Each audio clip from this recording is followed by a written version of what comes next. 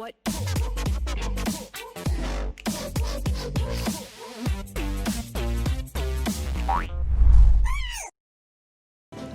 We see what happens.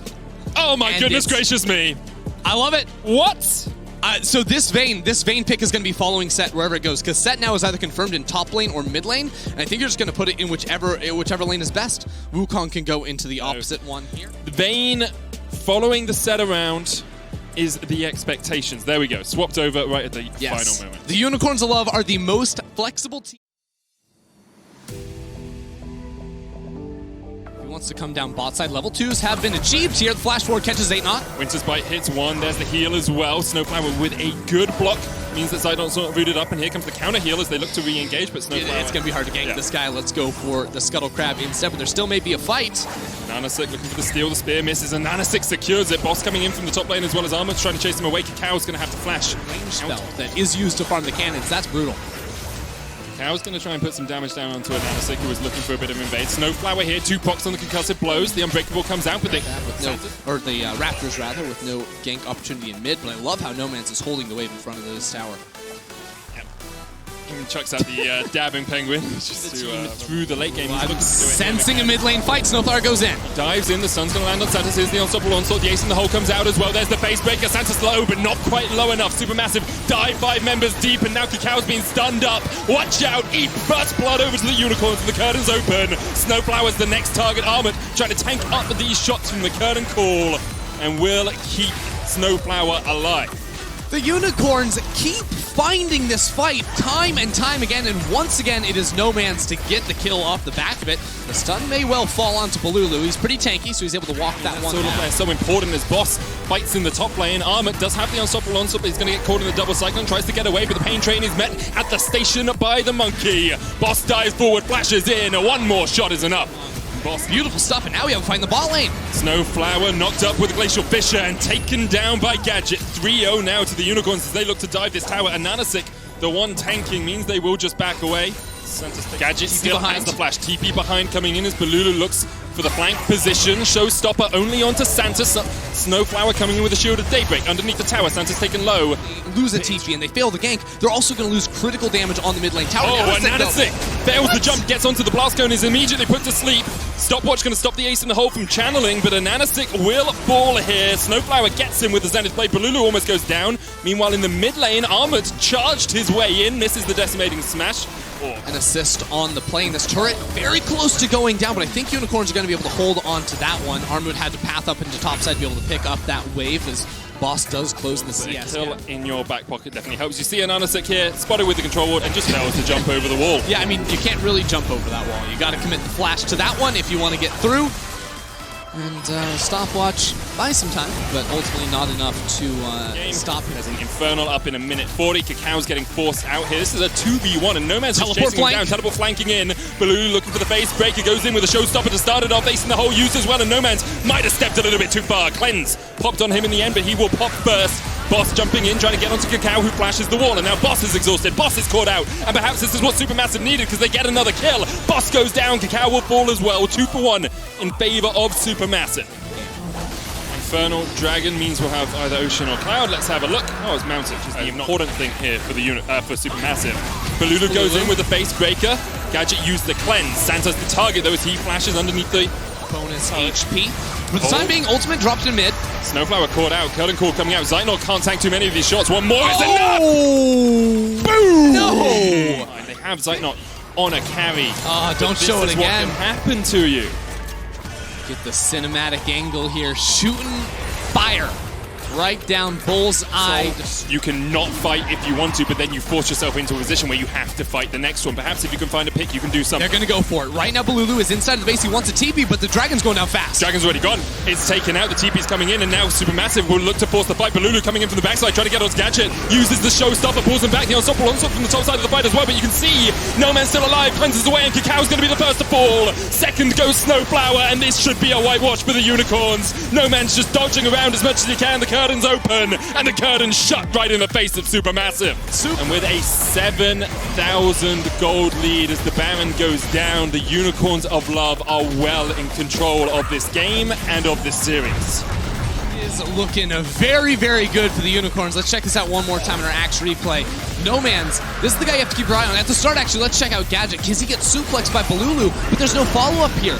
You know, the ultimate for Armut doesn't quite connect. Gadget is able to flash on out of that play, and then Armut does nothing for the rest of the fight. Then you have Nomanz on the other side. He's the one dishing out the consistent damage, so neither backliner was actually taken out. So desperate, Supermassive. Balulu is still looking for the fight, but they're losing their inhibitor. He's going for Gadget. There's still a cleanse on this Jhin. He's going to go down before he can even get it, but that is an inhibitor now in the top lane down, and there are minions pushing in. Unicorns of Love might actually just look to kill Armut here as they come down towards the bottom lane. Those minions not quite in tower range as Nomanz gets caught up with the decimating smash, and perhaps is a little greedy from the Unicorns. Ace in the hole coming in from the side. Hits boss.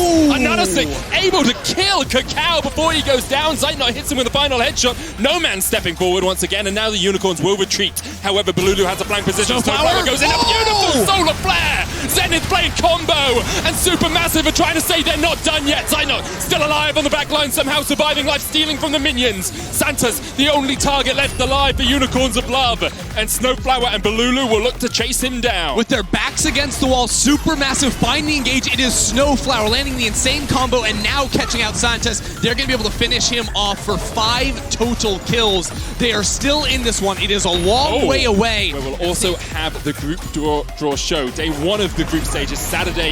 Game 1 starts at 10 a.m. CST as the fight begins. Nomanz cleanses away on the back line, but look at this. The showstopper's going to get Balulu on towards Santos. Now Boss trying to do what he can. Balulu's almost fallen. Gets stunned up. The haymaker's not enough. The curtain's open as Jhin tries to rattle off those shots. Snowflower the first target. He's down. It's a double. But Nomanz, they're looking for more. Nomanz still alive, still healthy. So is Gadget. And now they have to try and catch out that Vayne. Kakao stepping forward. Zeitnot trying to get the headshots in whenever he can. But Boss still tanky enough to survive. Nomanz goes down low. Half HP. Now they turn back towards the Mountain Dragon. Unicorns of Love. In this fight we saw, you know, Nomanz tumbles forward, Zeitnot hits him with a couple of headshots, and then he just gets out, escapes off towards the bottom, but here comes the TP as Supermassive are not done yet. Nomanz has the shield, double TP, Armut and Balulu on the chase. There is a blast cone, but you are blasted if you get there. Nomanz shut down by Zeitnot. Yeah, absolutely flawlessly.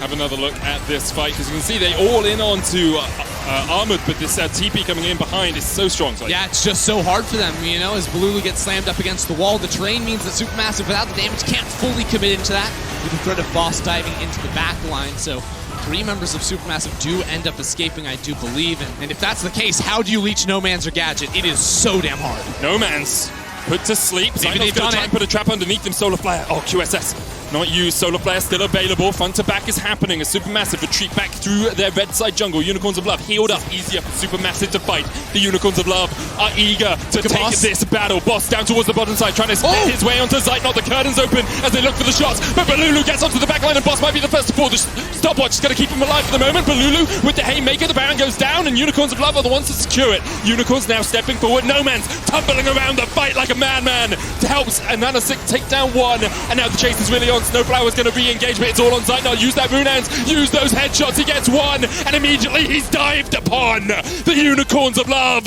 are going to groups. The Unicorns of Love are going to take the LCL back to the group stage here at the World Championship. Ananasik and Nomanz leading the charge into the base. They take down Supermassive 3-0. 1 series away in 2015, 1 series away in 2016, 1 game away in 2019. But for the first time ever, Unicorns are going to groups.